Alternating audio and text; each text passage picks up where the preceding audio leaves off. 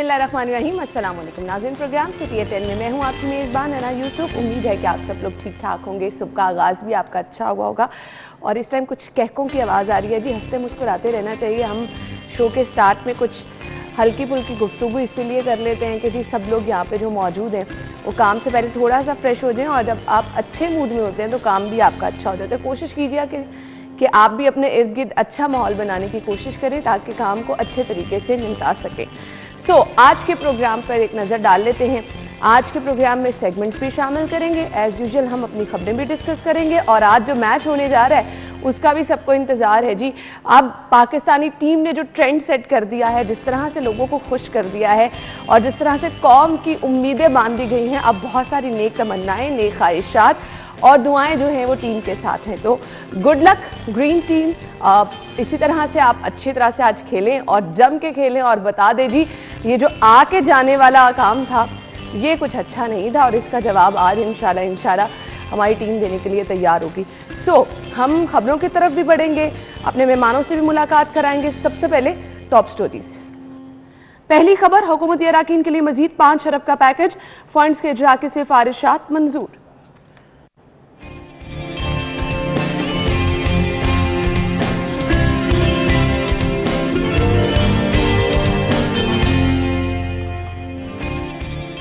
सियासी नुमाइंदे इख्तियारात के लिए डट गए, सेक्रेटरीज का चार्ज देने से इनकार।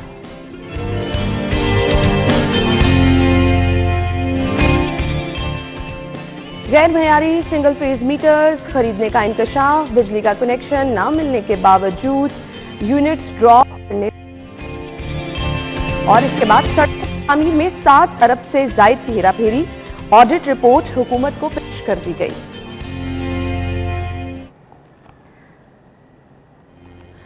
ये थी आज की टॉप स्टोरीज। इन खबरों को हम डिटेल में डिस्कस करेंगे। स्टूडियो में हमारे साथ हमारे सीनियर रिपोर्टर राव दिलशाद हुसैन मौजूद हैं। अस्सलाम वालेकुम राव साहब। वालेकुम सलाम। क्या हाल चाल है जी? अल्लाह का शुक्र, बिल्कुल ठीक है। राव साहब, पहली खबर की तरफ बढ़ते हैं, और पहली खबर है जी हुकूमती अराकीन के लिए मजीद 5 अरब का पैकेज। अब ये जो नवाजा जा रहा है, किस वजह से नवाजा जा रहा है? 5 अरब मजीद ये जो पैकेज का ऐलान किया गया है, ये किस लिए इस्तेमाल होंगे? अब तो कुछ भला होगा या नहीं? फंड्स के इजरा की सिफारिशात मंजूर कर ली गई हैं। राव साहब जरा बताइएगा ये 5 अरब का पैकेज किस मद में है? देखिए, सूरत हाल कुछ इस तरह की है कि बेहतर होता अगर इसी स्टोरी के साथ आप वज़ीर आज़म इमरान खान के कंटेनर्स पर खड़े होकर या प्रेस कॉन्फ्रेंसेस में वो बयानात ज़रूर दिखाते जिसमें वो मुखालफत किया करते थे, बल्कि सख्त मुखालफत किया करते थे, और एहतजाज करने के बावजूद एक नई एहतजाज की कॉल उस वक्त दे दिया करते थे अगर कोई इस तरह की अनाउंसमेंट की जाती थी साबका हुकूमत की जानिब से। तो ये दोहरा म्यार जो है वो हमने देखा है हर सतह पर। यानी अगर कोई और अपने अरकान असम्बली को फ़ंड दे तो वो गलत है, वो हराम है, और अगर आप खुद दें तो वो हलाल है और वो जायज़ भी हैं। बहरहाल ये एक अलग डिबेट है, लेकिन सूरत हाल कुछ इस तरह की है कि जब लूला लंगड़ा बल्दियाती निज़ाम होगा, और आपने सही कहा, ऐसे निज़ाम में फिर ऑब्वियसली यही तो बुनियादी वजह थी जिसकी वजह से बल्दियाती निज़ाम पनप नहीं सका। फंड्स देने की रविश पहले भी बराह रास्त जो फंड्स दिए जाते थे हल्कों में, और वो भी मैं समझता हूँ कि मुनासिब इकदाम नहीं था। एक स्ट्रॉन्ग लोकल गवर्नमेंट सिस्टम चाहिए था जो गली मोहल्ले की सतह पर आवाम के मसाइल हल करता। लेकिन चूँकि ये रविश यहाँ पर बरकरार है और अरकान असम्बली ही सबसे बड़ी रुकावट बनते हैं बल्दियाती मजबूत बल्दियाती निज़ाम के हवाले से। अब तो बड़े चैम्पियन बनते हैं ना मुख्तलिफ, लेकिन हमने देखा है कि 10-10 साल इंतखाबात नहीं करवाए जमहूरी हुकूमतों ने। इस वजह से नहीं कराया कि ये जो लॉलीपॉप है ये सबसे बड़ा, और ये हकीकी मानों में लॉलीपॉप होता है, इसका वो मनफी मायने नहीं है कि ये वाकई, चूँकि ये बराह रास्त फंडिंग होती है, और बराह रास्त ये जो फंड्स हैं ये एलोकेट किए जाते हैं या तो सिटी कम्युनिटी जो वो लोकल गवर्नमेंट डिपार्टमेंट के थ्रू, या फिर बराह रास्त भी स्कीम्स या पब्लिक हेल्थ इंजीनियरिंग और LDA के थ्रू। अगर किसी के हल्के में LDA कंट्रोल्ड एरिया है तो वहाँ पर, या फिर MCL के कंट्रोल पे, तो इस तरह से इसकी डिवीजन जो है वो की जाती है। लेकिन गवर्नमेंट को बड़ी बात है कि फिर भी देर से याद आया कि जब शहर की सड़कें खस्ता हाली की जानिब तेजी से और इसको किस मत एफिशिएंटली इस्तेमाल किया जाएगा? देखिए, कम्युनिटी डेवलपमेंट जो पैकेज है वो उस पैकेज के तहत ये जो हलकों में गलियां, सड़कें, वाटर सप्लाई की स्कीम्स हैं या सीवरेज की स्कीम्स हैं वो तो अब ये मुकम्मल की गलियां, जाती सड़कें हैं। और ये कम्युनिटी डेवलपमेंट जिसकी आप बात कर रहे हैं राव साहब, ये सिर्फ नवाजने वाले इलाकों में होगा? देखिए, ये हमने 3 साल तो ये रविश देती इस गवर्नमेंट में अपने लोगों के साथ इम्तियाजी सलूक किया है। यानी जो अरकाने असम्बली हैं या वुज़रा हैं, सूबाई और वफाकी वुज़रा हैं, उनके हलकों में तो बिल्कुल ये फंड्स जाते रहे, स्ट्रीट लाइट्स की मद में जाते रहे, ये फंड्स सड़कों की तामीर के हवाले से जाते रहे। जो टिकट होल्डर्स थे, टिकट होल्डर्स जो कि पाकिस्तान तहरीक इंसाफ के रहनुमा थे, उनके हवाले से इम्तियाजी सलूक ये जारी रहा है। और अब भी शुनीद यही है कि अब जो अली रामे की स्टोरी है इसमें तो टिकट होल्डर्स का जिक्र ज़रूर है, लेकिन टिकट होल्डर्स को इसमें से कितना शेयर मिलता है ये ऑब्वियसली आने वाले वक्त में बताएंगे, क्योंकि ये स्कीम्स पहले मरहले में ये स्कीम्स जो हैं वो हर किसी को जमा करवानी होती हैं और स्कीम्स की मद में फिर ये जो फंड्स हैं वो एलोकेट किए जाते हैं। तो लाहौर शहर में ऐसे भी लोग हैं, मतलब सिर्फ एक हल्के की अगर बात करें, अंदरून शहर में मलिक ज़मान नसीब 46,000 उसने वोट लिए और हालत उसकी ये है कि वो अपनी अंदरून शहर के हवाले से अगर कोई काम हो तो वो करवा नहीं सकता, क्योंकि अपनी गवर्नमेंट के बावजूद। ये है वो इम्तियाजी सलूक जिसकी मैं बात कर रहा हूँ। ये इस तरह की कई मिसालें हैं कि जो है वो काम नहीं हो पाते और बड़ी तेज़ी से आप देख भी रहे हैं कि तब्दीली जो है वो लोगों की सोच में आती जा रही है कि किस तरह की ये गवर्नमेंट है कि ये तो अपने लोगों को ऑन नहीं कर रही। और अब चूँकि 5 अरब का ये पैकेज है, 5 अरब के पैकेज में से उम्मीद है कि अपने टिकट होल्डर्स को भी इस मरतबा कोई फंड्स जो है वो एलोकेट करेंगे, वो भी अपने हलकों में शक्ल दिखाने के काबिल हो सकें कि हमने कोई गली, सड़क या कोई सीवरेज की लाइन जो है वो डलवाई है। तो ये एक इसी को कहते हैं कम्युनिटी डेवलपमेंट पैकेज। तो उसी के लिए खर्च होगा। सप्लीमेंट्री ग्रांट की बात की जा रही है, ये तो टाइम ही राव साहब फिलहाल मंजूरी दे दी है। हाँ, मंजूरी दे दी गई, अपलोड नहीं किया जा रहा। देखिए, यही तो मसला है। अब मैं आपको 3 रोज पहले की एग्जांपल देता हूँ। कमिश्नर लाहौर जो लीड कर रहे हैं इस सारी कैंपेन को, वो सर्वेलेंस के लिए रोजाना कहीं ना कहीं जाते हैं और हद तो ये है कि उनको एक ब्रीफिंग दी गई एक टीम की जानिब से कि उन्होंने 4 घंटे में 60 घरों की सर्वेलेंस की है। अच्छा, आप अंदाजा लगाएं। और फौरी तौर पर कमिश्नर लाहौर को ये भी एहसास हुआ कि ये तो पॉसिबल नहीं है, क्योंकि अगर आप एक घर की सर्वेलेंस करेंगे, क्योंकि सर्वेलेंस का मतलब ये नहीं है कि आपने नंबर बाहर लगाया और आप चले गए, ये सर्वेलेंस नहीं है। आपने चेक करना है। डेंगी टीम की, ये डेंगी ब्रिगेड की जिम्मेदारी है कि वो घर में जो अगर गमले हैं वो चेक करे, एयर कूलर्स हैं वो चेक करे, छत पर टैंकी, सब कुछ ये चेक करना होता है। तो इसी को सर्वेलेंस कहते हैं। हद ये है कि अगर आप एक घर को चेक करेंगे तो कम से कम आपको 7 से 10 मिनट रिक्वायर्ड होंगे एक घर में। सही। तो अब मुझे बताएं कि 1 घंटे में मैक्सिमम आप जो घर सर्वेलेंस इनकी हो सकती है वो 6 से 7 घरों से जायद 1 घंटे में हो नहीं सकती। तो ये 24 घरों की मैक्सिमम आप कर सकते हैं 4 घंटे में। मुझे बताएं कौन सा इनके पास ज़ईफ़ा है कि ये इन्होंने 4 घंटे में 60 घरों की सर्वेलेंस कर ली। और ये वो रिपोर्टिंग है जिसकी हम बात भी कर रहे होते हैं कि फेक डाटा एंट्रीज जो हैं वो किए जा रहे हैं और कोई पूछने वाला इनको नहीं है, जिसकी वजह से मसला सारा ख़राब होता है। और कमिश्नर रैंक के लोगों को बाहर निकलना पड़ता है, ऑफिसर्स को बाहर निकलना पड़ता है, चेक करना पड़ता है। अब मुझे बताएं, कमिश्नर लाहौर हर जगह पे तो नहीं जा सकते। डेंगी ब्रिगेड किस मर्ज की दुआ है, डिप्टी कमिश्नर किस मर्ज की दुआ है, असिस्टेंट कमिश्नर्स हैं, फिर एक पूरा ब्रिगेड है, वो किस मर्ज की दुआ है। यानी सर्वेलेंस में आप फेक एंट्रीज कर रहे हैं, जिसकी वजह से आप मीडिया पर तो बहुत ज़्यादा जो है वो इस हवाले से तानाजनी करते थे कि मीडिया में फेक न्यूज़ के हवाले से कोई, तो इस फेक एंट्रीज का क्या करेंगे, जिसकी वजह से हर रोज़ पेशेंट्स बढ़ते चले जा रहे हैं और कोई सिर पैर नहीं है। अभी तक हम देख रहे हैं कि अगर किसी मोहल्ले में किसी को डेंगी स्प्रे करवाना है तो वो अपनी मदद आपके तहत तो शायद करवा लेगा, लेकिन कोई उसके लिए मौसर ऐसा निज़ाम नहीं वज़ा किया गया। इसी पर आपको काम करना है। और हेल्पलाइन नंबर को आप ज़रूर, माजी में हम देखते थे कि जो स्पेशल नंबर जो हैं वो जारी कर दिए जाते थे और कॉल सेंटर्स जो कंट्रोल रूम्स बनाए जाते थे इस हवाले से, लेकिन अब बिल्कुल भी ऐसा नहीं है।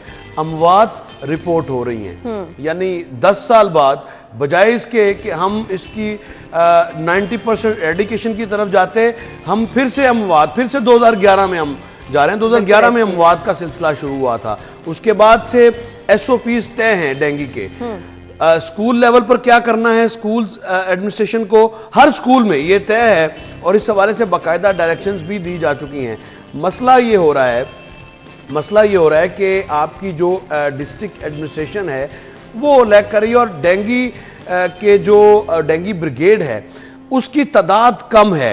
और फिर इसी में जब हम डिस्कस कर रहे हैं कि डेंगू ब्रिगेड के जो अमला है, जो टीम्स हैं, वो डाटा एंट्री फेक कर रही हैं, उसकी बुनियादी वजह यह है कि तादाद कम है। शहर की आबादी के तनासुब को अगर आप देखें तो आपको डेंगू वर्कर्स की जो तादाद है वो उतनी नहीं है जितनी होनी चाहिए। जो वो इस हवाले से भी SOPs हैं, लेकिन इस पर कोई काम नहीं किया जा रहा, कोई कान नहीं धरे जा रहे, जिसकी वजह से राव साहब कुछ अब अस्पतालों की तरफ आ जाए, वहां पर भी कहा जा रहा है कि इंतजाम ना होने के बराबर हैं और हमने डेंगू की दवा मेडिसिन का भी बार बार जिक्र किया कि वो भी नायाब। ये 4 रोज पहले जाहिद चौधरी साहब ने स्टोरी नहीं दी कि जो बुनियादी नोयत की मेडिसिन है वो नहीं दस्तयाब। अब मुझे बताएं, अगर मार्केट में या हॉस्पिटल में डेंगू के हवाले से इस्तेमाल होने वाली जो अदवायात हैं वही नहीं होंगी तो फिर अमवात का सिलसिला कैसे थम सकता है? सही कह रहे हैं। ये एक तो दिस इज अनफॉर्चुनेट। अच्छा जी, हमें अजमत आवान जो है वो ज्वाइन कर चुके हैं। राव साहब, उनकी तरफ मैं बढ़ती हूँ और जो फील्ड हॉस्पिटल एक्सपो में डेंगू पेशेंट्स के लिए रखा गया है वहाँ के हालात क्या है उनसे जान लेते हैं। अजमत, सबसे पहले तो ये बताइएगा, अस्पतालों का बोझ कम करने के लिए एक्सपो फील्ड हॉस्पिटल कहा गया कि जी वहाँ पर डेंगू पेशेंट आए, कितने पेशेंट्स वहाँ पर रोजाना आ रहे हैं और क्या उनका इलाज मुआवजा वहाँ पर मौसर अंदाज में हो रहा है? मेडिसिन, डॉक्टर्स अवेलेबल हैं, बेड्स अवेलेबल हैं? अगर ओवरऑल बात की जाए तो वो शहर में जैसे कि आपको पता है कि बेकाबू हो चुका है और गुज़िश्ता रोज भी 408 केसेस सामने आए हैं। जबकि आपका जो सवाल है कि एक्सपो डेंगू फील्ड अस्पताल में इंतजाम कैसे हैं, तो इंतजाम जो दीगर अस्पताल के मुकाबले में कदरे बेहतर हैं। यहाँ पर 280 बेड पर मुश्तमिल ये एक्सपो डेंगू फील्ड अस्पताल बनाया गया और गुज़िश्ता रोज देखने में आया था कि 17 मरीज इस पर जेर इलाज है ना। जो मसला जो बज़ाहिर देखने में आया, बाकी जो इंतजाम है वो बहुत बेहतर है। यहाँ डेंगू टेस्ट हो रहे हैं, लोग जेर इलाज हैं, लेकिन यहाँ पर इशू ये आ रहा है कि जिन लोगों का जो डेंगू जो प्लेटलेट्स हैं वो काफ़ी कम होते हैं, वो क्रिटिकल कंडीशन में आते हैं, तो उनको यहाँ पर एडमिट नहीं किया जाता। उन तमाम मरीजों को दीगर अस्पतालों में मुंतकिल कर दिया जाता है। लेकिन जो अब इसकी खास वजह क्या है अजमत, मुझे ये बता दें, क्योंकि जब पेशेंट इतनी परेशानी में आएगा और उसको आप कहेंगे दूसरे हॉस्पिटल चले जाओ, कहीं दूसरी जगह पे जाएगा, वहां पर क्योंकि मरीज हम बता रहे हैं कि हर अस्पताल में शहर के ज्यादा है, तो इस तरह अगर उसको शटलकॉक बना के रखा जाएगा तो मरीज बेचारे की हालत और गैर हो जाएगी। ये जो इधर उधर भेजा जा रहा है उसकी क्या वजह है? जी बिल्कुल, बात आपकी बिल्कुल ठीक है। इसकी जो बुनियादी वजह है वो रिसोर्सेज की कमी बताई।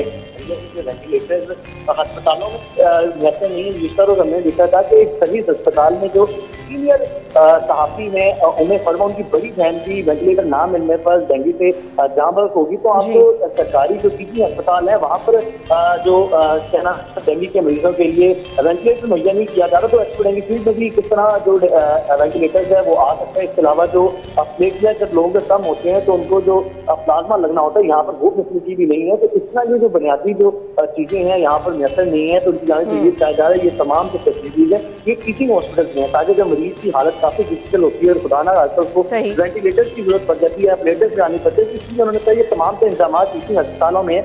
यहाँ पर ऐसे इंतजाम नहीं किए गए। यहाँ पर सिर्फ जो मरीज आते हैं उनको अगर वॉमिटिंग आ रही हो तो यहाँ पर उनको ड्रिप लगा दी जाती है, पैराडोल इंजेक्शन दे दी जाती है, जो दीगर एक दो दवाइयाँ हैं वो दी जाती है। तो बुनियादी तौर पर जब किसी को शुरू में डेंगू होता है और उसकी फिजिकल हालत नहीं होती तो यहाँ पर ऐसे मिलिट्री के तौर पर रखा जाता है कि ताकि मरीज की जो हालत है वो मजीद गैर ना हो। लेकिन अगर मरीज यहाँ पर संभले ना, उसके प्लेटलेट्स मजीद गिरते जाए, उसकी कंडीशन को काबू में ना रखा जाए तो उनको फौरी तौर पर जो दीगर अस्पताल है वहाँ पर मुंतकिल कर दिया जाता है। लेकिन है ना, इस दौरान जो मरीज होते हैं उनको शदीद मुश्किलात का सामना करना पड़ता है, क्योंकि ज्यादातर देखने में आता है कि बिना अस्पताल यहाँ पर पास पड़ता है।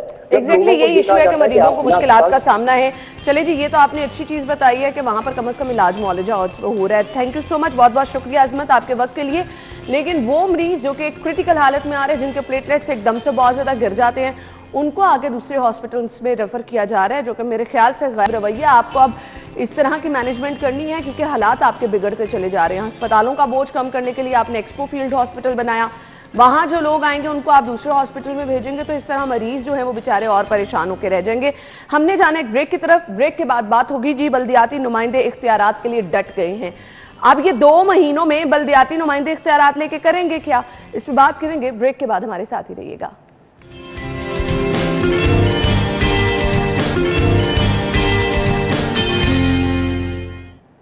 वेलकम बैक नाज़रीन, और हम बात करने वाले हैं बल्दियाती नुमाइंदों की, जिनके पास अब मेरे ख्याल से वक्त कम और मुकाबला सख्त है, और वो डट चुके हैं। जी, ये कह रहे हैं कि हम अपने इख्तियारात लेके रहेंगे, इस कम वक्त में और मुकाबला सख्त में ये पास हो सकेंगे, दौड़ में कामयाब हो जाएंगे। बुनियादी तौर पर तो अगर आप बात करें तो गवर्नमेंट की बदनीयती थी कि 25 मार्च को रीइंस्टेट किया गया और फिर घर भेजा गया, ये कहकर कि 1 साल में पहले 6 माह में नेबरहुड और विलेज पंचायत काउंसिल्स के इलेक्शन कराएंगे, और दूसरे जो 6 माह होंगे उसमें बल्दियाती इदारों के सरबरान यानी मेयर और चेयरमैन तहसील काउंसिल्स के इलेक्शन करवाए जाएंगे। लेकिन ऐसा बिल्कुल भी नहीं हुआ। सूरत हाल यकसर मुख्तलिफ रही। कोविड को बहाना बनाया गया, सारे मुल्क में कश्मीर के इलेक्शन हो गए, गिलगित बल्तिस्तान के इलेक्शन हो गए, 13 ज़िमनी इलेक्शन हो गए, लेकिन बल्दियाती इंतखाबात की मरतबा कोविड ने बड़ा सताया हमें। अच्छा, ये तो एक दूसरा पहलू इसका।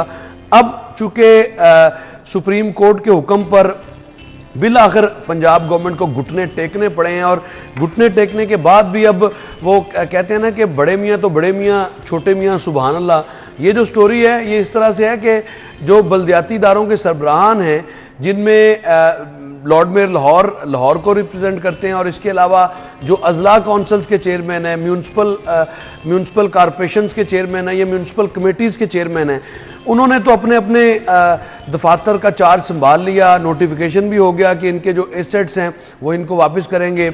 लेकिन अब आप आगे देखिए कि अब इसका जो सेकेंड टियर है वो है यूनियन काउंसिल्स, और यूनियन काउंसिल्स की तादाद तकरीबन 4000 है अगर आप बात करें सूबा भर में, और 274 हैं लाहौर में। 274 यूनियन काउंसिल्स में से कुछ ऐसी यूनियन काउंसिल्स भी हैं जिनके चेयरमैन वफात पा चुके हैं या मर्डर हो चुके हैं, और उसके बाद जो बाकी बचते हैं वो चार्ज लेने के लिए अब मरहून मिन्नत हैं, वो रहमो करम पर हैं सेक्रेटरीज के। यानी स्केल 11 का एक क्लर्क जो सेक्रेटरी यूसी है वो चार्ज नहीं दे रहा मुंतखब नुमाइंदों को। और लाहौर शहर में जो मुंतखब बल्दियाती नुमाइंदों की तादाद है वो मजमूई तौर पर 3507 है, और ये वो लोग हैं जो बुनियादी तौर पर, जो हम पहली स्टोरी में डिस्कस कर रहे थे, अगर स्ट्रॉन्ग बल्दियाती निज़ाम हो तो फिर आपको फंड्स एलोकेट एमपीएस के लिए नहीं करने पड़ते, एमपीएस की स्कीम्स को के लिए फंड्स एलोकेट नहीं करना पड़ते, फिर आपके डोर स्टेप पे वो काम होते हैं जो होने भी चाहिए। अब ये हो रहा है कि 50% से ज़ायद ऐसे यूनियन काउंसिल्स हैं जिनके चेयरमैन जो है वो चार्ज देने के लिए जाते हैं तो सेक्रेटरीज उनको चार्ज नहीं देते। हालांकि कल लोकल गवर्नमेंट ने इस हवाले से बाकायदा नोटिफिकेशन भी जारी कर दिया है, यूनियन काउंसिल्स का स्टेटस बहाल कर दिया गया है लोकल गवर्नमेंट एक्ट 2013 के तहत, और उसके बावजूद ये सूरत हाल है। अब आप कहेंगे कि यूनियन काउंसिल की अहमियत क्या है? यूनियन काउंसिल की अहमियत यह है कि यूनियन काउंसिल से आपके बुनियादी नोयत के जो सर्टिफिकेट्स हैं वो आपको मिलने हैं, छोटे-छोटे परेशानियां, मामलात, birth, death, marriage, divorce certificates जिनकी पेंडेंसी रोजाना की बुनियाद। आप सिर्फ एक यूनियन काउंसिल की बात ना करें, 274 यूनियन काउंसिल्स हैं, इनकी पेंडेंसी अगर आप देखें तो ये हजारों में जा चुकी है कि कोई फैसला साजी नहीं हो पा रही यूनियन काउंसिल की सतह पर। फिर इनको जो मंथली 3000 के फंड्स मिलने हैं उस पर भी फुल स्टॉप लगा हुआ है, वो कब मिलेंगे, इस माह के जारी होते हैं नहीं होते, इस पर भी कोई नहीं है। लेकिन बहरहाल जो आइंदा पेशी है सुप्रीम कोर्ट में उसमें तो बढ़ चढ़ कर सेक्रेटरी बल्दियात जो है वो बताएंगे कि जी हमने तो बड़े तीर मार दिए हैं, आपके हुक्म की हमने अदुली नहीं की बल्कि मनोवन अमल दरामद कर दिया है।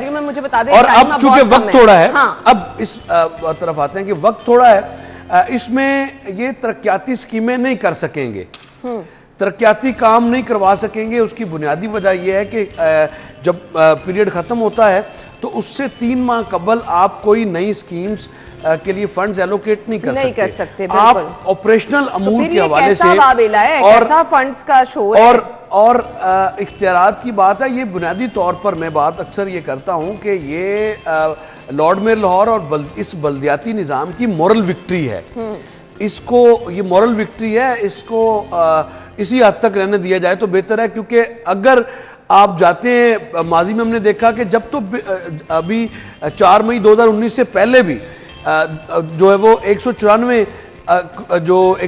करोड़ की समरियाँ जो डेवलपमेंट स्कीम्स थी, वो उस वक्त के सेक्रेटरी बल्दियात ने उनकी एडमिनिस्ट्रेटर जो अप्रूवल देना होती है वो नहीं दी थी, क्योंकि गवर्नमेंट आ चुकी हुई थी। तो अब भी ऐसा ही होगा।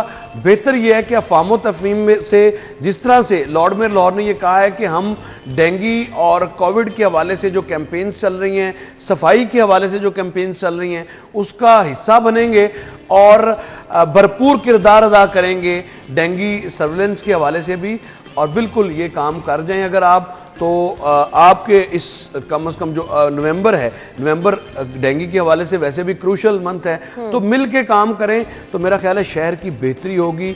अब कोई डेवलपमेंट की स्कीम तो आप करवा नहीं सकते, कोई लेकिन ये जो मौजूदा हालात में खराबी है, अगर इनको आप अच्छी तरह से ऑब्वियसली मैनेज आप कर लें ये तो एडमिनिस्ट्रेशन के जो इश्यूज हैं उनको आप एड्रेस कर सकते हैं, उनको एड्रेस करें, हिसाब किताब लें। बिल्कुल आप इदारे के सरबराह हैं, किसने कितने पैसे कहाँ खर्च किए, किस डिपार्टमेंट की क्या कारकर्दगी है, उससे बिल्कुल आप पूछें।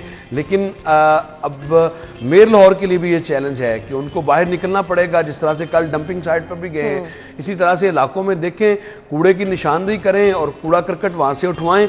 तो यही बुनियादी काम है। एक्चुअली काम इनके पास करने के लिए है, अगर करना चाहें। और ये फंड्स की, और फिर जो पेंडेंसी है जो मैं बता रहा था बर्थ डेथ सर्टिफिकेट्स के हवाले से या मैरिज और डाइवोर्स सर्टिफिकेट, उनको पेंडेंसी को खत्म करें। जो आपके करने के काम है, जो कैंपेन चल रही है उसका भरपूर हिस्सा बने। पोलियो, डेंगू, कोविड-19 की कैंपेन है, इस हवाले से इन कैंपेन्स का हिस्सा बने। कि माजी में ये मिसालें कायम रही हैं, इंक्रोचमेंट रिमूव करवाएं, शहर की सड़कों को कुशादा, काम हुए तो बहुत जल्दी इन पर काबू भी पाया। शहर की सड़कों को कुशादा करने में अपना किरदार अदा करें, सफाई सुथराई में जहां बुनियादी सहूलतों की कमी है वहां पे। राव साहब ने एक लिस्ट शेयर कर दी है, तो अब काम करना ना करना इन लोगों की जिम्मेदारी है। हो सकते हैं, बिल्कुल ऐसे ही है। हमने जाना है एक ब्रेक की तरफ, ब्रेक लेंगे और ब्रेक के बाद अगली खबर की तरफ आएंगे। जी, गैर मेयारी सिंगल फेज मीटर खरीदने का इंकशाफ हुआ है, यानी सारिफ आपको पैसे पूरे दे रहा है और आप मीटर्स लगा रहे हैं और वो गैर मेयारी हैं। अब जिस बेचारे ने पैसे पूरे दिए हैं और उसको ये ही नहीं पता कि गैर मेयारी मीटर्स लगाए जा रहे हैं और दोबारा से खमियाजा के उसको भुगतना पड़ा है, अगर बिल ज़्यादा आ जाते हैं तो कौन जिम्मेदार है? कंपनी इस पर जवाब देने को तैयार नहीं है। ब्रेक के बाद हम वापस आके इसको डिस्कस करेंगे। Stay with us.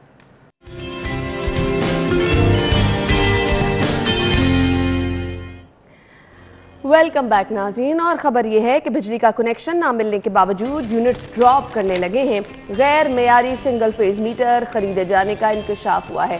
पहले तो मुझे ये सिर्फ बता दें, इंकशाफात राव साहब होते ही रहते हैं और इससे बड़े बड़े हुए हैं, होता कुछ नहीं। लेस्को की जो गफलत है या नाअहली है, उस पर तो किताबें लिखी जा सकती हैं, क्योंकि अपनी जो फ़राइज़ है उसमें गफलत का तमाम तर जो मलबा है वो सार्फिन पर डाला जाता है और सार्फिन से ही जो ज़ाया होने वाले यूनिट्स हैं उनका बिल वसूल किया जाता है किसी ना किसी तरह।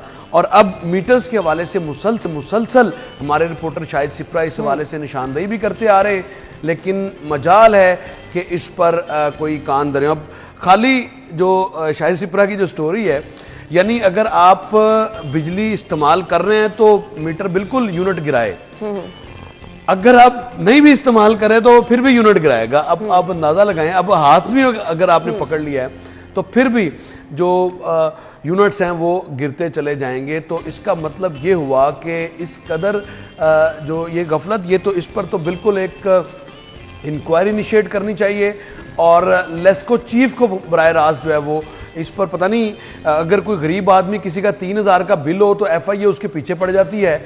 अब पता नहीं कहाँ FIA सोई है, इतनी बड़ी खरीदारी हो रही है, अब नैब कहाँ है, इतनी बड़ी खरीदारी करते हैं और उसके बाद कोई पूछने वाला नहीं है इनसे। कम से कम जो तहकीकाती इदारे, एंटी करप्शन किस मर्ज की दुआ है, क्या उसने सारी जिंदगी एंटी करप्शन ही रहना है? उसका कोई किरदार नहीं है, उसको नहीं नजर आता कि ये क्या हो रहा है। अब मुझे बताएं कि ये जो गफलत है, पैसा भी खर्च किया और इसकी जो गफलत है उसका खमियाजा अवाम भुगतेंगे।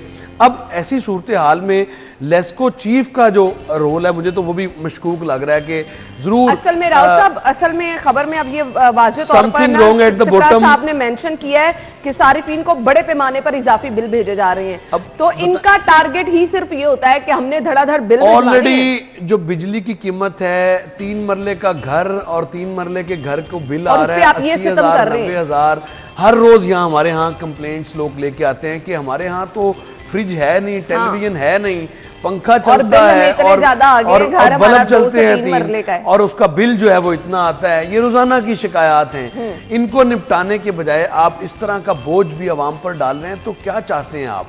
आपकी मुझे लगता है कि बिल्कुल जिस तरह से हम देखते हैं कि इस वक्त मुल्क में गवर्नेंस नाम की कोई चीज़ नहीं है, उसी का फ़ायदा ये इदारे भी उठा रहे हैं और जितना अवाम का खून पसीने की कमाई को निचोड़ा जा सके उतना ये निचोड़ने की कोशिश कर रहे हैं और ये मुसलसल अमल है।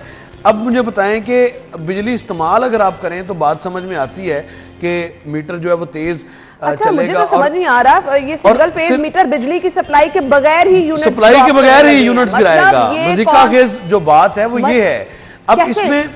अब इसमें कौन जिम्मेदार है? हाँ। किसी ने तो आखिर जो प्रोक्योरमेंट डिपार्टमेंट है जिसने इन मीटर्स की खरीदारी की है, कम से कम उनसे पूछा तो जा सकता है कि भाई ये क्या खरीदा है आपने, ये किस कंपनी से खरीदे हैं और कौन इसका जिम्मेदार है।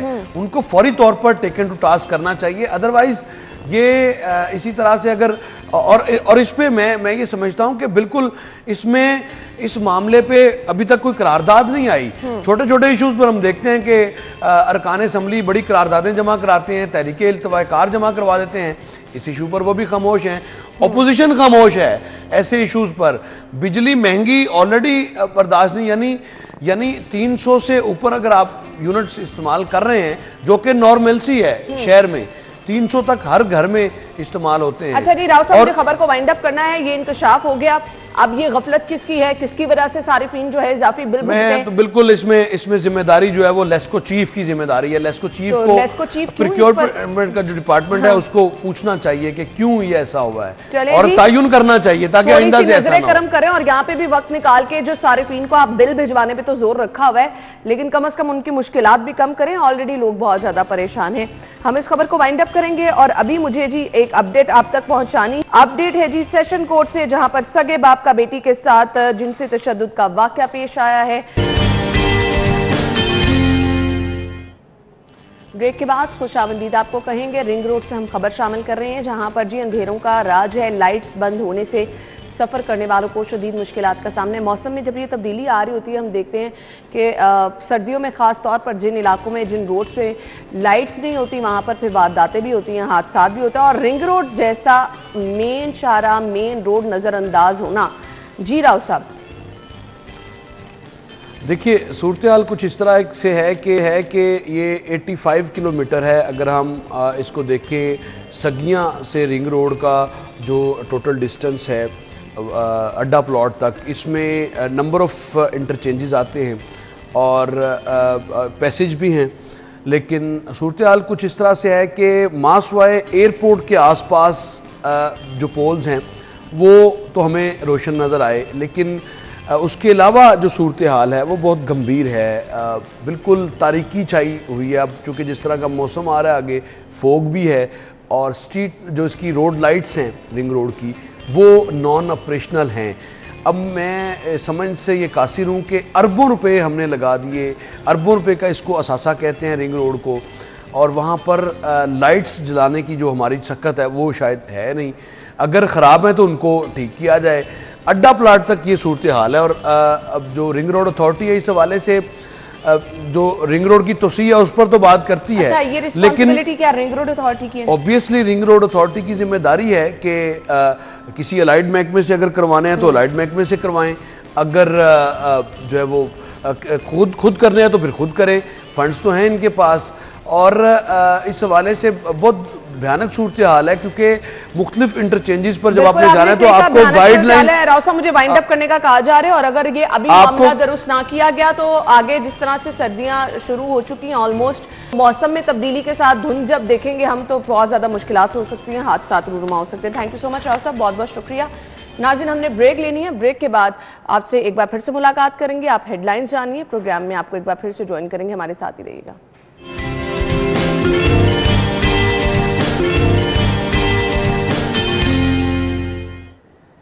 ब्रेक के बाद प्रोग्राम में आपको एक बार फिर से खुशामदीद कहेंगे। प्रोग्राम के सिलसिले में हम सेगमेंट शामिल करने वाले हैं, जिसमें सबसे पहले जान लेते हैं आज शहर का मौसम कैसा रहेगा।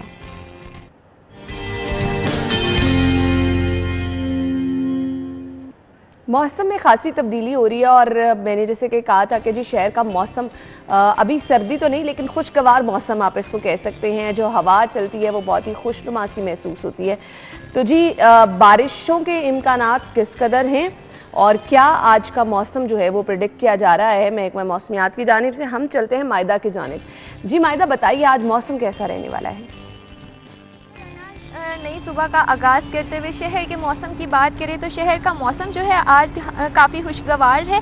धूप की किरणें भी लोग एंजॉय कर रहे हैं, लेकिन साथ ही साथ जो ठंडी हवाएं चल रही हैं वो भी एक खुशगवार फील लेकर आ रही हैं। जहां धूप की किरणें हैं और साथ ही ठंडी हवाएं चल रही हैं तो लोग मज़ीद जो है इस मौसम को एंजॉय कर सकते हैं। पार्कों में जाकर अपने साथ फ्रेश फ्रूट लेकर जाएँ और साथ ही धूप और चलने वाली ठंडी हवाओं के कम्बिनेशन को आप मज़ीद इंजॉय कर सकते हैं। बात करें महकमा मौसमियात की तो आज जो है दर्जे हरारत में कमी देखने में नज़र आई है। ज़्यादा से ज़्यादा जो दर्जे हरारत आज रिकॉर्ड किया गया है वो 18 डिग्री सेंटीग्रेड है और कम से कम जो दर्जे हरारत आज रिकॉर्ड किया गया है वो 15 डिग्री सेंटीग्रेड है। इसके साथ जो 70% हवा में नमी का तनासुब भी रिकॉर्ड किया गया है। 10% जो है बारिश के इम्कानात भी बताए जा रहे हैं कि बारिशें अगर होती हैं तो ठंड में मज़ीद इजाफा भी होगा और साथ ही जो है इसके साथ एयर क्वालिटी इंडेक्स में फ़िलहाल कमी देखने में नज़र नहीं आई, क्योंकि प्रॉपरली जो बारिशें हैं वो नहीं हो रही। जैसे ही मुकम्मल तौर पे बारिशों का आगाज़ होगा तो एयर क्वालिटी इंडेक्स में भी कमी देखने में नज़र आएगी। लेकिन आज जो है शहर में एयर क्वालिटी इंडेक्स रिकॉर्ड किया गया है वो 163 है, जो अभी भी शहरियों के लिए अनहेल्दी है। ठीक है जी मायदा, थैंक यू सो मच। 10% जो हैं वो इम्कानात ज़ाहिर किए जा रहे हैं बारिश होने के। तो मौसम की सूरत हाल हमें मायदा बता रही थी। अगले सेगमेंट की तरफ बढ़ते हैं जी। और अगर आप प्लान कर रहे हैं आपने ख़रीदना है मोबाइल, तो आप किस कीमत पर मोबाइल ख़रीद सकते हैं ये मैं आपको बता देती हूँ। इन्फिनिक्स के आज डिफरेंट मॉडल है हमारे पास। इन्फिनिक्स हॉट 10 मोबाइल है और इसकी प्राइस क्या है जी, अगर आप ख़रीदना चाह रहे हैं 20,999 रुपये। इन्फिनिक्स नोट 4 मोबाइल है, 18,700 रुपये इसकी कीमत है।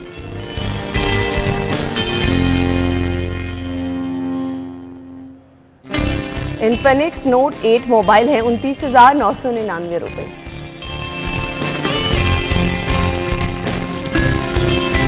और S5 इन्फिनिक्स मोबाइल है और इसकी कीमत है जी 20,999 रुपये।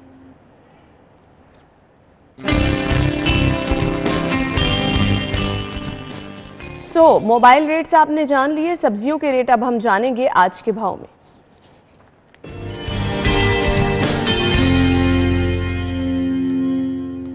कल हमने देखा मटर की डबल सेंचुरी मुकम्मल हो चुकी थी और आज की सब्ज़ी की सेंचुरी मुकम्मल हुई है, क्योंकि ये रिकॉर्ड्स जो हैं बनने का सिलसिला इस दौरे हुकूमत में बड़े बड़े रिकॉर्ड्स बन रहे हैं। तो ये सिलसिला सब्जियों के रिकॉर्ड्स का भी जारी है। तो हम आ जाते हैं जी अलबर रईस की जानिब जाएंगे और उनसे जानते हैं कि आज सब्जियों के रेट क्या हैं, वो बताएंगे। जी अलबर रईस। इस वक्त मैं टाउनशिप सब्ज़ी मार्केट में मौजूद हूँ। अगर आज की सब्जियों के रेट्स की बात की जाए तो परवान चढ़ते रेट्स के बायस शहरियों को खासी मुश्किलात का सामना है और सब्जियों की कीमतें जो हैं वो आसमान से बातें करते हुए दिखाई दे रही हैं। इस हवाले से अगर आज सब्जियों के रेट्स की बात करें तो आलू कच्चा छिलका नया दर्जा अव्वल 65 रुपये किलो, जबकि प्याज दर्जा अव्वल 38 रुपये किलो तो फ़रोख्त किया जा रहा है। उसके साथ साथ टमाटर दर्जा अव्वल 115 रुपये किलो, जबकि लहसुन देसी जो है वो 175 रुपये किलो तक फ़रोख्त हो रहा है। इसके साथ अगर मज़ीद बात करें लहसुन चाइना की तो 275 रुपये किलो, जबकि अदरक थाईलैंड 195 रुपये किलो और अदरक चाइना जो है वो 260 रुपये किलो तक इस मार्केट के अंदर फ़रोख्त किया जा रहा है। इन बढ़ते रेट्स के बाद शहरियों को खासी मुश्किलात का सामना है। इसके साथ अगर मज़ीद बात करें मेथी की तो मेथी जो है वो 114 रुपये किलो, जबकि बैंगन 50 रुपये किलो तक फ़रोख्त किए जा रहे हैं। इसके साथ बंद गोभी 62 रुपये किलो, फूल गोभी 52 रुपये किलो, शिमला मिर्च जो है वो 280 रुपये किलो, जबकि भिंडी 83 रुपये किलो तक फ़रोख्त की जा रही है। इसके साथ सब्ज़ मिर्च अव्वल 124 रुपये किलो, जबकि लीमू देसी जो है वो लीमू चाइना जो है वो 80 रुपये किलो, और इसके साथ मटर 208 रुपये किलो तक फ़रोख्त किए जा रहे हैं। इस मार्केट के अंदर सब्जियों के बढ़ते रेट्स जो गवर्नमेंट की जानिब से इनको कंट्रोल ना करने के बाद जो है शहरियों को खासी मुश्किलात का सामना है। इसके साथ अगर मज़ीद बात करें करेले की, तो करेले जो है वो 68 रुपये किलो, जबकि टिंडे देसी 140 रुपये किलो तक फ़रोख्त किए जा रहे हैं। जब यहाँ पर आए ख़रीदारों से हमारी बात हुई तो उनका ये कहना है कि इन बढ़ते रेट्स के बायस उनको शदीद अजियत के अंदर जो है मुब्तला किया जा रहा है, और गोश्त जो है वो मटन, चिकन, बीफ की अगर बात करें तो वो पहले ही इंसानी पहुंच से बहुत ज़्यादा दूर है, और वो उनका ये कहना था कि अगर हम सब्जियां भी नहीं खाएंगे तो हम अपना और अपने बच्चों का पेट कैसे पालेंगे। जी ठीक है एल्बर, बहुत बहुत शुक्रिया, आपने सब्जियों की कीमतें बताई और आपने देखा कि जी लोग क्या शिकायत कर रहे हैं कि जी सब्जियों की कीमतें इस कदर ज़्यादा हैं कि उनके लिए सब्जियां ख़रीदना मुश्किल होता चला जा रहा है। खैर, मीट रेट्स मैं आपको बता देती हूँ। अगर आप ज़ेनिथ शॉप पे जाएंगे, बीफ पर केजी 630 रुपये किलो में अवेलेबल है, और बीफ मिन्स 735 रुपये में यहाँ से आप खरीद सकते हैं। जी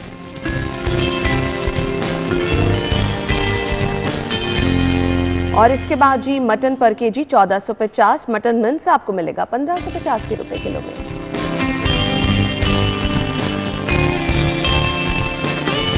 जिंदा मुर्गी गवर्नमेंट रेट के मुताबिक क्या है, चिकन की रेट अपने आपको बता देती हूँ जी। सबसे पहले है जी गवर्नमेंट रेट, जिसके मुताबिक मार्केट में आप 234 रुपये में चिकन खरीद सकते हैं, और इसका बना हुआ गोश्त 340 रुपये किलो में अवेलेबल है। और अब जी इसके बाद एग रेट्स क्या हैं वो मैं आपको बता देती हूँ। रिटेल प्राइस के मुताबिक 171 रुपये दर्जन में आप अंडों की खरीदारी कर सकेंगे।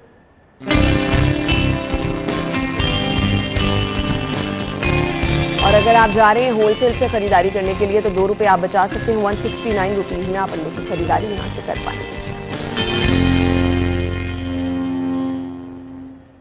और इसके बाद अगर आप जाएंगे गोरमे पे तो यहाँ पर 170 रुपीज़ में 170 रुपये दर्जन में आप अंडों की खरीदारी कर सकते हैं।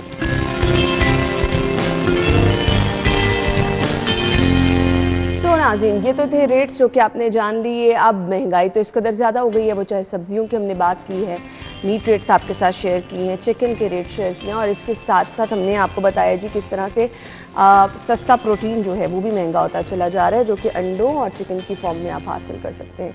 अब आपको बता देते हैं महंगाई के इस दौर में आपने बचत कैसे करनी है बचत बाजार में।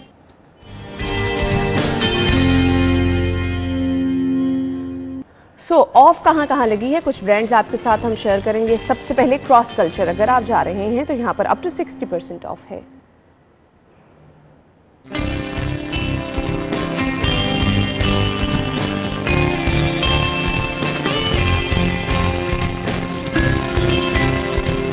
इंजन पे अगर आप जा रहे हैं अप टू 50% ऑफ।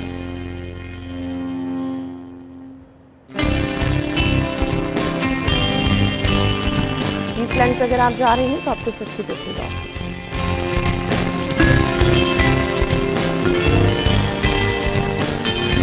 और endure up to 50% of.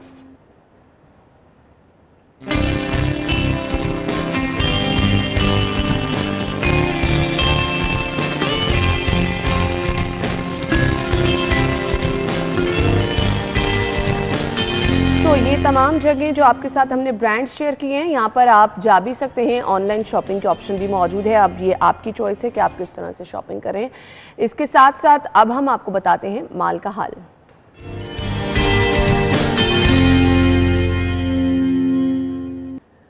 Currency rates क्या हैं आपके साथ शेयर करेंगे।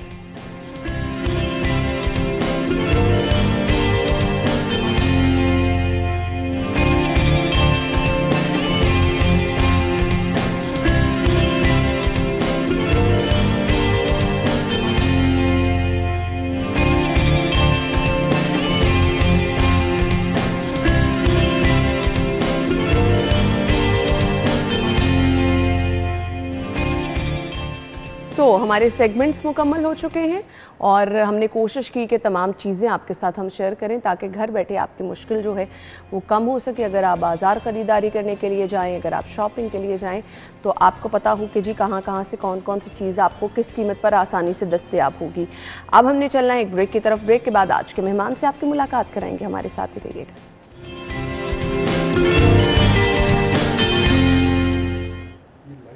स्टूडियो में आपको एक बार फिर से खुशामदीद कहेंगे और प्रोग्राम के इस हिस्से में जी हम बात करने वाले हैं। मैं अक्सर कहती हूँ कि वो लोग बिलाशुबा खराज तहसीन के मुस्तहिक होते हैं जो कि दुखी इंसानियत की खिदमत के जज्बे को लेकर साथ चलते हैं और इस तरह के कार्य खैर में पेश रहते हैं। अल खिदमत फाउंडेशन पाकिस्तान, जिसका नाम तो आप लोगों ने सुन ही रखा होगा और बिलाशुबा आपने इनके बड़े बड़े कारनामे भी देखे होंगे। हमेशा से हम देखते हैं दुखी इंसानियत की खिदमत हो या फिर कार्य खैर हो या फिर वो लोग जो कि अफोर्ड नहीं कर पाते, उनकी सेहत तालीम से जुड़े मामलात हों, अल खिदमत फाउंडेशन इन मामलात में हमेशा पेश रहा है। तो अल खिदमत फाउंडेशन किस तरह से ये तमाम तर अमल मुकम्मल करता है, किस तरह से अगर कोई मुखय्यर हजरात इस प्रोग्राम का हिस्सा बनना चाह रहे हैं तो वो अपना किरदार अदा कर सकते हैं। सेकेंडली, वो लोग जिनको ज़रूरत है जो कि इस स्कॉलरशिप प्रोग्राम या फिर अल खिदमत के दूसरे जो प्रोजेक्ट हैं उनसे फ़ायदा उठाना चाहते हैं, वो किस तरह से इससे फ़ायदा उठा सकते हैं, प्रोग्राम के इस हिस्से में हम डिस्कस करेंगे। हमारे मेहमान जो स्टूडियो में हमारे साथ मौजूद हैं, अली रज़ा साहब ने हमें ज्वाइन किया है और इनके बारे में मैं आपको बताती चलूँ। नेशनल डायरेक्टर हैं अल खिदमत अल फलाह स्कॉलरशिप प्रोग्राम। अपने मेहमान को खुशामदीद कहेंगे। अस्सलाम वालेकुम। जी वालेकुम सलाम। क्या हाल चाल है आपके? अल्हम्दुलिल्लाह। थैंक यू सो मच, बहुत बहुत शुक्रिया। सबसे पहले तो बिलाशुबा मैंने जैसे कि कहा कि आप जैसे लोग खराज तहसीन के मुस्तहिक होते हैं जो कि इंसानियत की खिदमत के लिए इतने मुश्किल वक्त में भी वक्त निकाल के और अपना टाइम मैनेज करके बिलाशुबा आपकी तमाम एनर्जी पैसे वगैरह भी खर्च होते हैं। तो मुझे ये बताइएगा, अल खिदमत फाउंडेशन जिस तरह से ये सफ़र जब शुरू किया तब से अब तक के वक्त को आप कैसे देखते हैं? अल खिदमत फाउंडेशन इस वक्त जो मोस्ट क्रेडिबल हमारे सोशल वेलफेयर कर रहे हैं इदारे उनमें से एक है और इसका जो सेटअप है वो पूरे पाकिस्तान में मौजूद है। यानी एक्सक्लूसिव बात ये है कि पूरे पाकिस्तान में हत्ता कि यूनियन काउंसिल की सतह तक हमारे वॉलंटियर्स मौजूद हैं और हर मुसीबत में और हर आफत की घड़ी में भी काम करते हैं और इसके अलावा मुस्तकिल प्रोग्राम में भी लेके चलते हैं जिसमें एजुकेशन है, हेल्थ है, वाटर है। यानी एक तो मुस्तकिल काम कर रहे हैं और दूसरा अगर कोई मुसीबत आती है तो उसमें भी काम कर रहे हैं। अच्छा, अब मुझे ये बताइएगा, आपका जो स्कॉलरशिप प्रोग्राम है, हम स्पेसिफिकली आज इस पर बात करेंगे, तालीम पर जोर दिया जा रहा है, तो ये आइडिया किसका था, किस तरह से इसको इनिशिएट किया? ये असल में तो 1998 में हमारे जो सदर हैं मियां अब्दुल शकूर साहब, उन्होंने इनिशिएट किया और उसके बाद ये अब तक बेशुमार यानी 4565 तो तलबा तालिबात वो हैं जो इससे स्कॉलरशिप हासिल करके अपनी डिग्री मुकम्मल कर चुके हैं। और एक्सक्लूसिव प्रोग्राम है, यानी जो माली मुआवनत है तालीम में वो तो ख़ासा है हमारा कि अगर कोई गरीब तालिब इल्म हमें नज़र आता है तो हम कोशिश करते हैं कि उसकी मदद की जाए, लेकिन इसको प्रॉपर एक मरबूत निज़ाम में ढालना और मुस्तकिल चलाना और स्टूडेंट को सिर्फ एक दफ़ा माली इमदाद न देना बल्कि 5 साल उसके मुस्तकिल डिग्री के अखराजात भी, उसके हॉस्टल के अखराजात भी, उनको लेकर चलना बहरहाल एक गैर मामूली काम, बहुत बड़ा चैलेंज है। बिल्कुल। अच्छा जी, अब बहुत सारे लोग, बहुत सारे बच्चे ऐसे हमारे हैं जो कि तालीम हासिल करना चाहते हैं और कुछ मुश्किल हालात की वजह से, कुछ महंगाई की सूरत हाल की वजह से या तो वो ड्रॉप कर देते हैं अपनी तालीम या तो उस सिलसिले को शुरू ही नहीं कर पाते हैं। तो जो बच्चे इस तालीमी प्रोग्राम का हिस्सा बनना चाहते हैं, कैसे हिस्सा बन सकते हैं? इसमें हर साल हमारा एक सिस्टम है जिसमें बच्चे अप्लाई करते हैं और उनको फिर जितने हमारे क्या पास क्राइटेरिया इसका रखा गया है, कौन कौन से लोग इसके लिए एलिजिबल हैं? इसमें तो कोई तफरीक नहीं है रंग और नस्ल की, मज़हब की, किसी सियासी बैकग्राउंड की, पूरी तरह से हमारे जो पूरे पाकिस्तान से स्टूडेंट्स अप्लाई करते हैं। अब ज़ाहिर ऑनलाइन निज़ाम है और उसमें वो मेरिट पे जितनी हमारे पास सीट्स होती हैं उनको हम, मसलन पिछले साल एक साल में 1065 स्टूडेंट्स ने इसमें क्वालिफाई किया और उन्होंने स्कॉलरशिप हासिल किया। सही।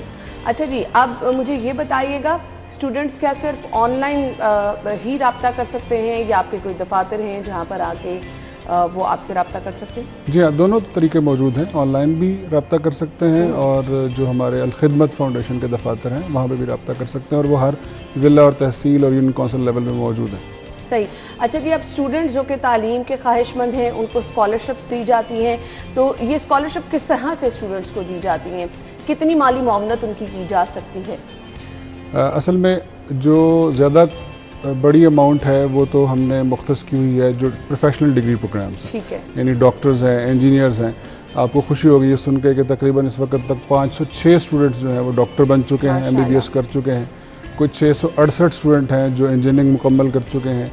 इसी तरह जो तकरीबन 2000 के करीब स्टूडेंट्स ऐसे हैं जो इंटर, और 500 के करीब जो ग्रेजुएशन कर चुके हैं। कुछ 300 के करीब बच्चे एसोसिएट इंजीनियरिंग कर चुके हैं। तो ये 4565 की जो मैंने फिगर दी थी आपको, ये वो बच्चे जो डिग्रीज हासिल कर चुके हैं। ज़बरदस्त। और जो इस वक्त कर रहे हैं वो तकरीबन मैंने 730 की तादाद बताई, और जो पिछले साल मुकम्मल किया जिन्होंने वो 1065 हैं। सही। तो ये इस मद में तकरीबन यानी अब तक 1998 से अब तक वो 32 करोड़ रुपया तकसीम किया जा चुका है। सही। अच्छा जी, तालीम लोग हासिल कर लेते हैं, उसमें तो अल-खिदमत जो है वो अपना किरदार अदा कर ही रही है। अब बहुत सारे नौजवान ऐसे हैं जिन्होंने तालीम हासिल कर ली, उनके पास कारोबार के मौके नहीं, या तो उस तरह से अपनी तालीम नहीं मुकम्मल कर पाए, या बीच में ड्रॉप कर दी, कारोबार नहीं उनको मिल रहा। अब जाहिर बात है लोगों ने रहना है तो ज़िंदा रहने के लिए आपको साथ साथ कुछ करना भी है। कारोबार के मौके भी क्या खिदमत फराहम करती है? इसके लिए भी छोटे मोटे कर्ज दिए जाते हैं? जी हाँ, वो हमारा पूरा एक अलग शोबा है मौखात का, जिसमें स्मॉल लोन्स जो हैं वो दिए जाते हैं। इसके अलावा ये जो बच्चे स्कॉलरशिप ले रहे होते हैं, ये बड़ा अहम सवाल किया आपने कि सिर्फ तालीम नहीं दे रहे होते, बल्कि हम काउंसलिंग सेमिनार्स करते हैं हर साल, वर्कशॉप्स करते हैं, ताकि बच्चे जो हैं वो अपने, असल में मिडिल क्लास का मसला ये होता है, लोअर मिडिल क्लास का, उनको पता चल जाता है कि उन्होंने आगे जाके कि वो कॉन्फिडेंस में नहीं आती, तो हम उनको पूरा एक्सपोजर देते हैं, मार्केट का पूरा विजन देते हैं, ताकि वो इन वर्कशॉप्स की मदद से अपना मुस्तकबिल भी पहले ही सेट कर सकें कि उन्होंने क्या करना है। अच्छा, तो कोई कारोबार के मौके भी पैदा किए जाते हैं? कुछ ऐसे वो लोग जो कि बिल्कुल ही तालीम याफ्ता नहीं, उनको हुनरमंद बनाने के लिए भी क्या कुछ किया जा रहा है? जी हाँ, अल-खिदमत फाउंडेशन के मैंने अर्ज़ किया ना, बहुत सारे प्रोजेक्ट्स हैं, ठीक है, जिसमें मौक़ात तो स्मॉल लोन्स हैं, लेकिन इसके अलावा बहुत सारी हमारी अल-खिदमत फाउंडेशन पूरी ख़वातीन का विंग है, जो इवन घरों में जाके ख़वातीन को स्किल डेवलपमेंट की साइड पे काम करते हैं, और उनको बहुत अच्छे तरीके से खुद कफ़ालत जिसमें वो कर सकें। अच्छा, इसके लिए अब बहुत सारी ख़वातीन हमारे दूर दराज इलाकों में ऐसी हैं जो कि खुद कुछ करना चाहती हैं, आगे बढ़कर अपनी फैमिली को सहारा देना चाहती हैं, तो क्या कोई शराइत रखी गई है कि अगर आपने कर्ज लेना है या अगर आपने छोटा मोटा कारोबार शुरू करना है तो उसके लिए किस तरह से जो है वो क्राइटेरिया क्या है, राब्ता कैसे किया जा सकता है? देखिए, सबसे बड़ा क्राइटेरिया तो यही है कि अगर वो माली तौर पर मुस्तहिक हैं तो वो अप्लाई कर सकते हैं। ठीक है। अब हम दो सूरतों में, एक तो हमारे पास ज़ाहिर है कि डोनर्स अवेलेबल होते हैं जो डोनेशन ऑलरेडी दे चुके होते हैं उस मद में। दूसरा ये होता है कि स्पेसिफिकली अगर कोई शख्स या प्रोजेक्ट किसी इलाके का आ जाए हमारे पास, तो हम उसके लिए फिर डोनर्स अरेंज करने की कोशिश करते हैं। और वो अल्हम्दुलिल्लाह पाकिस्तान आपको पता है कि ऐसा मुखय्यर मुल्क है कि जिसमें ऐसे लोगों की कमी नहीं है, सिर्फ चैनलाइज करने की बात है, क्रेडिबिलिटी की बात है, वो अल्हम्दुलिल्लाह अल-खिदमत के पास है। सही। अच्छा जी, अब जैसा कि मैंने जिक्र किया था कि कुछ लोग जो हैं वो नीडी होते हैं और वो इन प्रोग्राम्स में शामिल होना चाहते हैं, चाहे वो स्कॉलरशिप का है, चाहे वो कारोबार से रिलेटेड है, चाहे वो कर्ज से रिलेटेड है। अब वो लोग जो कि अल-खिदमत का साथ देना चाहते हैं, दुखी इंसानियत की खिदमत करना चाहते हैं, खुद डोनेशन देना चाहते हैं, वो आपसे कैसे रब्ता कर सकते हैं? जी, इसमें ज़ाहिर है आजकल मीडिया का दौर है, उसमें मैं आपका शुक्रिया अदा करता हूँ कि आपकी वसातत से आपके नाज़रीन तक ये बात पहुँच रही है। इसमें ऑनलाइन अवेलेबल हैं चीज़ें, वेबसाइट पे अवेलेबल हैं, फेसबुक और बाकी सोशल मीडिया पे अवेलेबल हैं। इसके अलावा जो हमारे जो अल-खिदमत के सेंटर्स हैं हर जगह, वहाँ पे भी रब्ता कर सकते हैं लोग, और मुस्तकिल करते रहते हैं। ठीक है। अच्छा, मुझे ये बताइएगा कि लोग तो रब्ता करते हैं और जितना दिल खोल के वो लोगों की हेल्प करना चाहते हैं, ऑब्वियसली डोनेट भी करते हैं। जो कोई अल्लाह ताला की राह में जो है वो इस तरह से दुखी इंसानियत की खिदमत करना, उसका बड़ा कंसर्न होता है कि आया जो पैसे उसने दिए हैं वो उस हकदार तक पहुँचे भी हैं, उनसे फ़ायदा वो उठा भी रहा है या नहीं, तो किस तरह इंश्योर किया जाता है ये? हाँ जी, ये बल्कि सबसे अहम सवाल है। दो बातें होती हैं जो दो बेंच मार्क्स हैं इस बात के लिए। एक बेंच मार्क ये है कि कोई भी NGO अपनी जो एडमिनिस्ट्रेशन कॉस्ट है वो कितने % उसमें से करती है। ज़्यादा डोनेशन आ रही होती है, तो पाकिस्तान में सबसे कम एडमिनिस्ट्रेशन कॉस्ट अल-खिदमत की। दूसरी बात यह है कि हम जिस भी प्रोजेक्ट में या जिस भी फ़र्द के लिए, मसलन किसी यतीम बच्चे के लिए किसी ने डोनेट किया डोनर ने, तो हम उसको बाकायदा ट्रैकिंग उसकी लगा देते हैं, उसको मुस्तकिल इत्तलात फराम करते हैं। अगर कोई वाटर प्रोजेक्ट है फॉर एग्जांपल, तो उसकी भी ट्रैकिंग उस तक पहुंचती रहती है और उसको मुसलसल बाखबर रखती है कि उसने जो डोनेट किया है वो कहाँ काम आ रहा है, कैसे काम आ रहा है, लोग कैसे मुस्तफ़ीद हो रहे हैं, इसलिए उसका एतमाद भी बढ़ता है। अच्छा, मुझे ये भी बताइएगा, जैसा कि हमने कहा कि तालीम के हवाले से अल-खिदमत काम कर रहे हैं, बिज़नेस अपॉर्चुनिटीज़ फराहम की जा रही हैं, सेहत जो है वो एक बहुत बड़ा जो है वो इशू बन चुका है, लोग बीमार हो रहे हैं, परेशान हैं, हस्पतालों में अद्वियात नहीं मिल रही, सेहत से रिलेटेड भी क्या कोई अल-खिदमत का कोई मंसूबा है? जी, सेहत के हवाले से तो मेरे ख्याल में इतने ज़्यादा हॉस्पिटल्स पूरे पाकिस्तान में और किसी NGO के नहीं है। थर में एक बहुत बड़ा प्रोजेक्ट है और पेशावर में, KP में बहुत ज़्यादा काम है। जहाँ जहाँ डिज़ास्टर कभी कहीं आया वहाँ से चीज़ें शुरू हुई और बहुत बड़े बड़े प्रोजेक्ट्स अब वहाँ पे मुस्तकिल तौर पे काम कर रहे हैं। सही। अच्छा, मुझे ये बताइएगा, अल-खिदमत के अब कमिंग प्रोजेक्ट्स क्या हैं, किस तरह से आप लोगों की खिदमत कर रहे हैं, करना चाह रहे हैं, प्लानिंग क्या है फ्यूचर? जी, जो प्रोजेक्ट्स मैंने आपको बताए हैं उसके अलावा वाटर प्रोजेक्ट्स बहुत ज़्यादा हैं, ख़ुसूसन ऐसे इलाकों में जहाँ पानी के मसाइल हैं। इस वक्त बहुत ज़्यादा इलाके पाकिस्तान के ऐसे हैं। इसके अलावा जो है वो एजुकेशन की हमने बात तो की है, सिर्फ स्कॉलरशिप प्रोग्राम की। स्कूल्स हैं अल-खिदमत के, स्ट्रीट चिल्ड्रन के प्रोजेक्ट्स हैं जो बिल्कुल बच्चे स्कूलों में जा ही नहीं रहे हैं। इसके अलावा आगोश हैं जो बड़े ऑर्फनेज हैं और बहुत बड़ी बड़ी बिल्डिंग्स में बिल्कुल स्टेट ऑफ द आर्ट माहौल में उनको बच्चों को तालीम दी जा रही है। अच्छा, ये आगोश जो प्रोजेक्ट है, इस पे नाज़िम मुझे बात करनी है। क्या ये प्रोजेक्ट है, किस तरह से यहाँ पर बच्चों की देखभाल की जाती है, तालीम का बच्चों की कैसे ख्याल रखा जाता है, इस पर हम आएंगे। मुझे ब्रेक का कहा जा रहा है, ब्रेक लेंगे और आपको एक बार फिर से ज्वाइन करेंगे, हमारे साथ ही रहिएगा।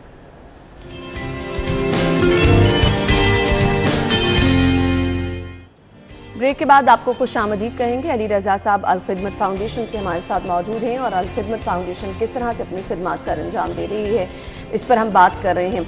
आगोश से मुतल्लिक मैं जानना चाह रही थी, कहिए। जी, आगोश जो है वो बिल्कुल कैडेट कॉलेज की तर्ज के अकामती इदारे हैं। ठीक है। यानी उसमें सारी सहूलतें जो हैं बड़े अच्छे लेवल पे दी जाती हैं और इस वक्त हम कोई 15 आगोश तो चला रहे हैं और 5 अंडर कंस्ट्रक्शन है पूरे पाकिस्तान में। ठीक है।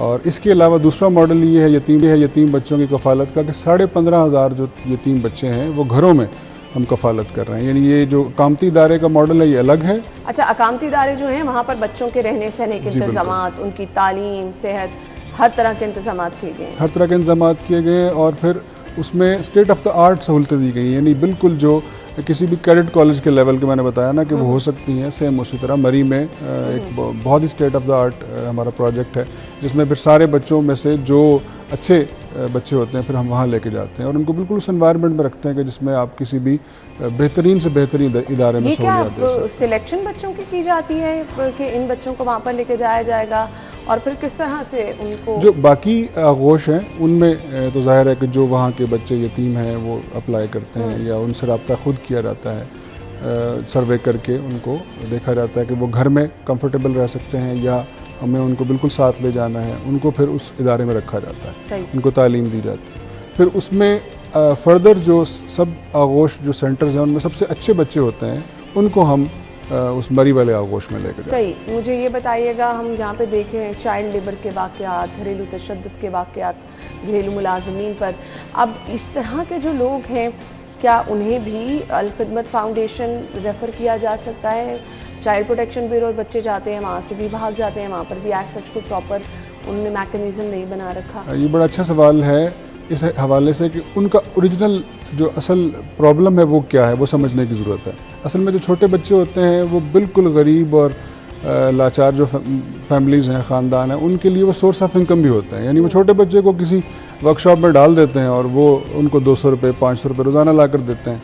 तो अच्छा, बच्चे को भी जब पैसा कमाना आ जाता है तो वो भी पढ़ाई से दूर भागना शुरू हो जाता है। तो हम यूँ करते हैं कि इस पर बाकायदा हमारी जो स्ट्रीट चिल्ड्रन प्रोजेक्ट की पूरी टीम्स हैं वो पहले सर्वे करती हैं इलाके का, फिर वो शॉर्ट लिस्ट करती हैं, वर्कशॉप वालों को कायल करती है कि भाई तुम्हारे पास बच्चा आएगा और वो जो कमाई है घर वालों की वो मुतासर नहीं होगी, आप यूँ करो कि सिर्फ 2 घंटे के लिए बच्चे को भेज दो। हम वो उस कम्युनिटी में किसी स्कूल से रब्ता करते हैं, किसी इदारे से रब्ता करते हैं, यूनिवर्सिटी के स्टूडेंट से रब्ता करते हैं, वो वॉलंटियर भी होते हैं लेकिन हम उनको स्टाइपेंड भी देते हैं। वो स्कूल जो है 2 घंटे के लिए अपनी बिल्डिंग दे देता है और हम उन बच्चों को फिर वहाँ लेके आते हैं। अच्छा, उनके लिए चाम नहीं होता अगर आप उनको पैसे भी दे दें, हम उनके लिए चाम क्या बनाते हैं कि हम उनको अच्छी क्वालिटी का फूड देते हैं। वो 2 घंटे में। अच्छा, उनको वो अच्छा लगता है, उनको प्रॉपर बैठ के उनकी कम्युनिटी डेवलप हो जाती है। तो इस तरह हम जो जो अट्रैक्शंस उनके लिए हैं और जो माशरे के नफसियाती मसाइल भी हैं, उनके घर वालों के जो पैसों के मसाइल हैं, उन सबको प्रॉपर हर जगह पर एड्रेस करते हैं, फिर वो लोग रिस्पॉन्ड करते हैं। सही। एक और हमारे माशरे में वो कैटेगरी है जिनको यकसर हर जगह पर नज़रअंदाज किया जाता है, जो कि है ख्वाजा सरा। उनके लिए भी क्या कोई प्रोग्राम? जी हाँ, बिल्कुल, उनके लिए प्रोग्राम है और उनके लिए पिछले दिनों बल्कि कुछ एक्टिविटीज़ भी हुई हैं और उनकी तरफ से बड़ा अच्छा रिस्पांस मिला है। ज़ाहिर है ये इग्नोर्ड वो तबके हैं कि जिनको मैंने अभी जब अपने स्कॉलरशिप प्रोग्राम का पूछा, तो हमने जब अभी कन्वेंशन किया गुजरांवाला में एक चर्च में, तो वहाँ पे भी हमें ऐसा रिस्पांस मिला जो हमें तवक्को नहीं थी। ज़ाहिर है हम भी खुद सीख रहे होते हैं इस सारे प्रोसेस में। तो ये जो हमारी अक़लियतें हैं, इनका हम खुसूसी तौर पे ख्याल रखते हैं। जितने भी गैर मुस्लिम हैं, पूरा इनके लिए कोटा मखसूस होता है। जिस तरह अभी दिवाली आ रही है, तो हमारे जो हिंदुओं की फैमिलीज हैं, तो 200 के करीब हिंदुओं की, उनके लिए हम प्रोग्राम कर रहे हैं सिंध में जाके। तो ये हर तबके को हम एड्रेस करते हैं। बहुत अच्छी चीज़ है जी, बगैर किसी रंगों, नस्ल, तासुब और फिर ये देखें कि किसी का मज़हब क्या है, सिर्फ ये देखा जाता है कि कौन सा इंसान ज़रूरतमंद है। और यही खिदमत का जज्बा लेकर जो है अल-खिदमत फाउंडेशन लोगों की खिदमत कर रही है। मैसेज अली रज़ा साहब क्या देना चाहेंगे देखने वालों को? जी हाँ, ये रबीउल अव्वल चूँकि महीना चल रहा है और हज़रत मोहम्मद सल्लल्लाहु अलैहि वसल्लम जो हर लिहाज से हमारा रोल मॉडल भी हैं, बोले तालीम का शोबा हो उसमें तो हम ख़ुसूस तौर पे हर महीने को चूँकि मखसूस कर देते हैं और ये तालीम की आगाही का महीना है, लेकिन अक़लियतों के हवाले से भी ज़ाहिर उन्होंने ख़ास ख्याल रखने का हुक्म दिया है। तो हमें जब भी सोशल वेलफेयर करना चाहिए, जब भी हमें कुछ ख़र्च करना चाहिए गरीबों पर, तो हमें हर तबके को चाहिए और हर सेक्टर को भी देखना चाहिए। मसलन हम ये ख्याल करते हैं कि अगर भूखे को खाना खिला दिया जाए, जो बहुत अहम है, तो फ़ौरन रिजल्ट्स आते हैं, हमें खुशी होती है। लेकिन जब सोशल वेलफेयर कर रहे हैं, जब खैरात कर रहे हैं, तो लॉन्ग टर्म इन्वेस्टमेंट्स भी करनी चाहिए। वो तालीम पे हैं, वो बच्चों के मुस्तकबिल पे हैं। असल में उस पे जो कि लंबा पीरियड होता है, इसलिए हम अमूमन उसको इग्नोर कर जाते हैं। हम फ़ौरन रिजल्ट चाह रहे होते हैं और वो उस पर इत्मीनान ज़्यादा होता है। तो बहरहाल हमें जब खैरात करनी चाहिए तो हर सेक्टर को उसका ख्याल रखना चाहिए और किसी को इग्नोर नहीं करना चाहिए। सही है, बहुत अच्छा मैसेज आपने दिया, thank you so much and जज़ाकल्लाह। इसी तरह से आप लोगों की खिदमत का जज्बा लेके आगे बढ़ते रहें। नाज़रीन, हमने एक ब्रेक लेनी है और ब्रेक के बाद आपको शो में एक बार फिर से ज्वाइन करेंगे, हमारे साथ ही रहिएगा।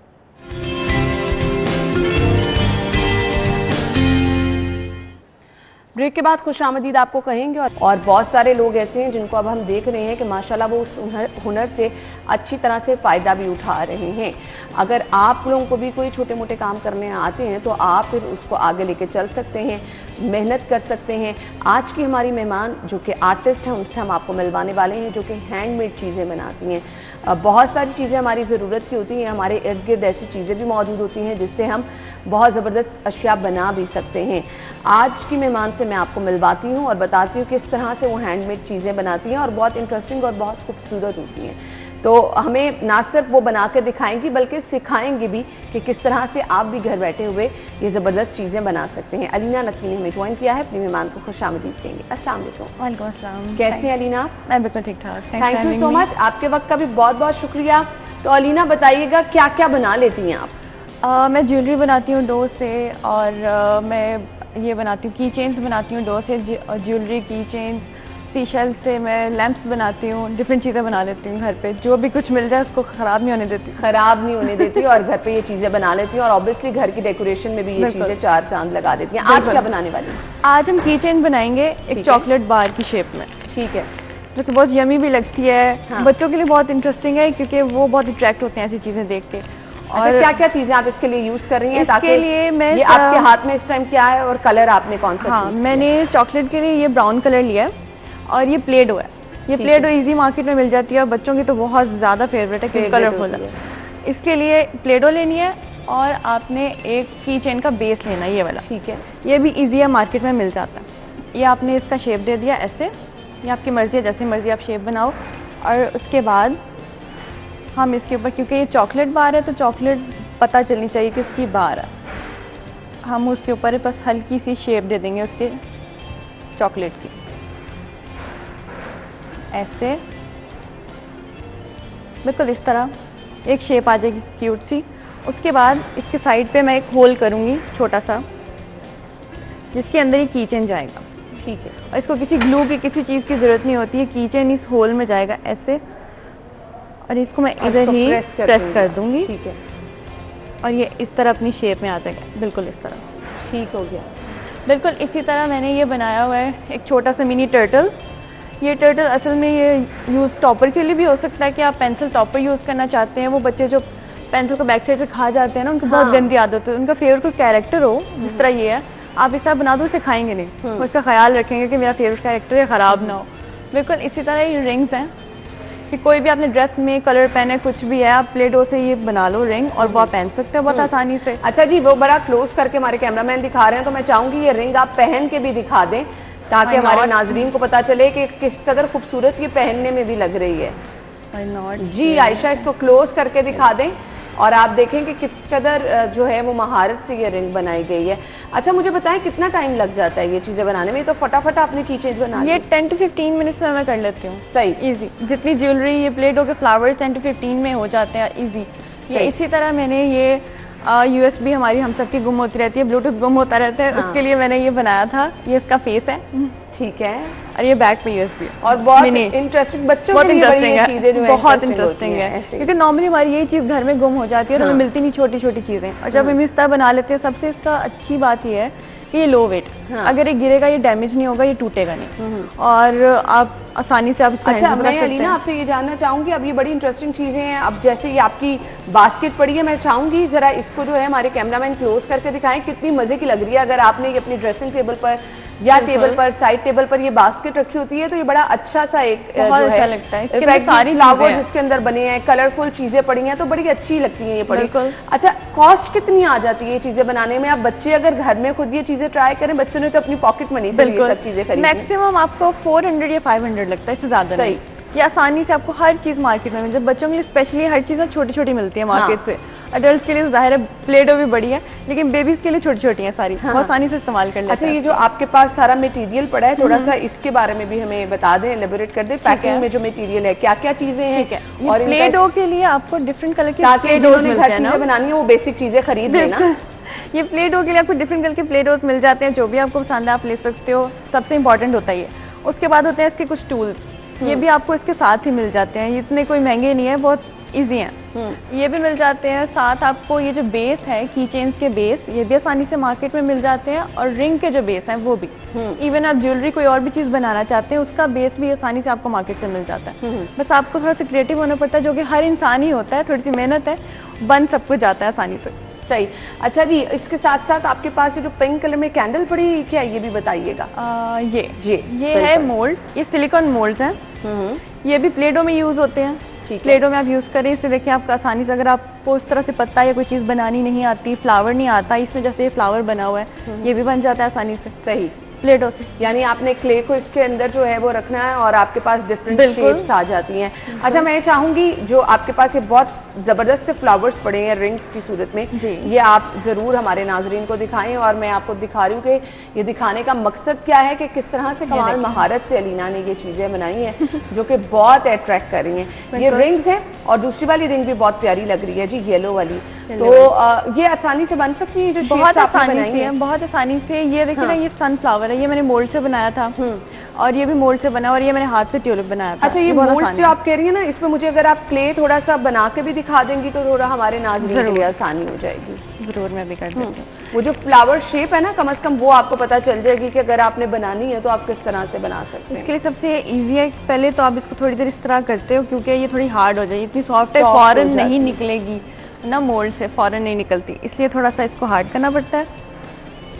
मैं इसमें हल्का सा ये बस अभी लगा रही हूँ ताकि पत्ता बन जाए। शेप्स आपको मार्केट से आसानी से मिल जाती है? बहुत आसानी से मिल जाती है, ये इतनी कॉस्ट की भी नहीं है, बहुत इजी है, ये आपको आराम से मिल जाती है। अब तो किसी भी आर्ट एंड क्राफ्ट की शॉप से आप जाके ले लो, किसी भी स्टेशनरी शॉप से ले लें, आपको मिल जाएगा।